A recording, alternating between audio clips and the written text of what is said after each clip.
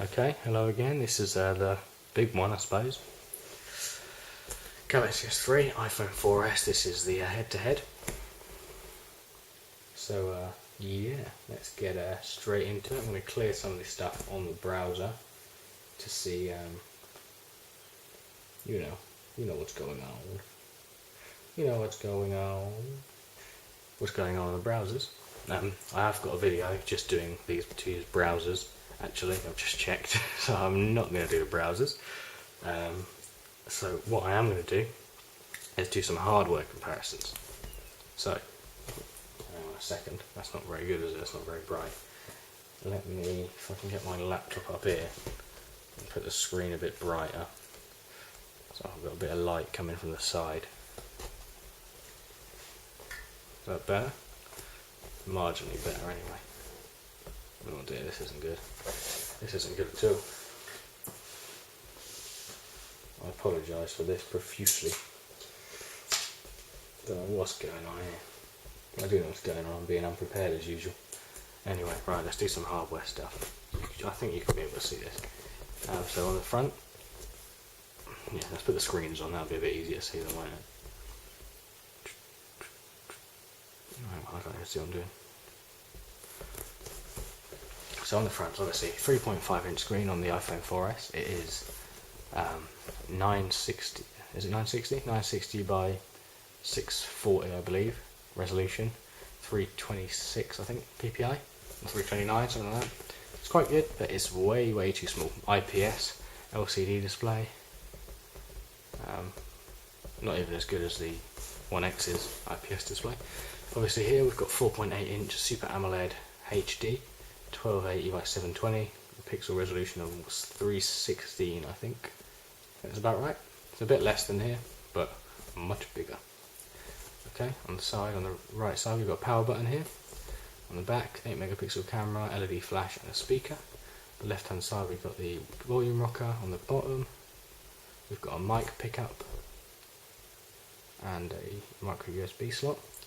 On the top, 3.5mm headphone jack, another mic pickup, and the access panel to the back plate.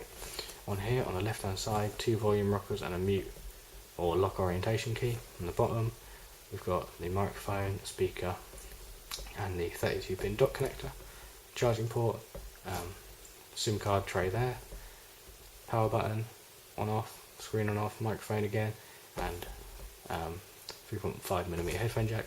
On the back, 8 megapixel camera with LED flash, and the old iPhone logo. Okay, let's talk about internals here. We've got a dual-core A5 processor on the iPhone 4S, clocked at, I think it's clocked at 1 GHz or underclocked at 800 MHz, one of the two, but it runs pretty smooth. I've had quite a lot of forced closes, not forced closes, but crashes on this anyway. It doesn't run that smooth really. It's quite nice. It's not very good for gaming though, it's not got a very powerful GPU. This, on the other hand, processor wise anyway, it's got a quad-core Exynos 1.4 GHz processor, obviously clocked at 1.4 GHz, I don't know why I said that twice. Quad core, it's got a massive 400, I think it's called the 400 Mali GP or something, GPU anyway.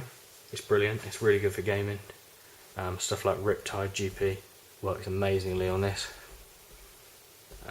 Not so well on this, I don't think it's even out for this, but even stuff like Angry Birds works really well on this and not very well on this.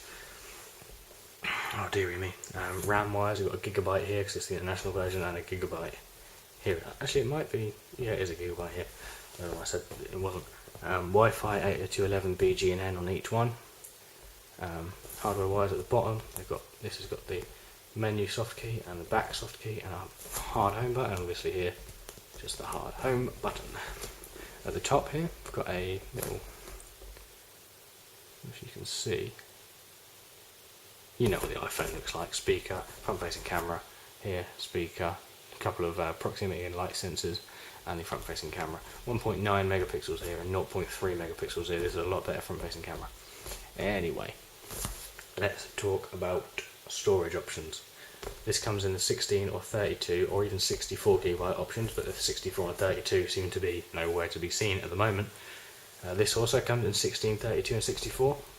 This is No SD card support though. This goes up to 64 gig SD card support. So if you get the 64 gig version when it eventually comes out and stick a 64 gig SD card in there, you've got 128 gigabytes of space available on your Galaxy S3. Mine is a 16 gigabyte version. I haven't got a simple SD card in there at the moment because I haven't got anything on it. I don't think I've got any music or anything on it at the moment. Where's the music? There. That's not it, that's a music hub.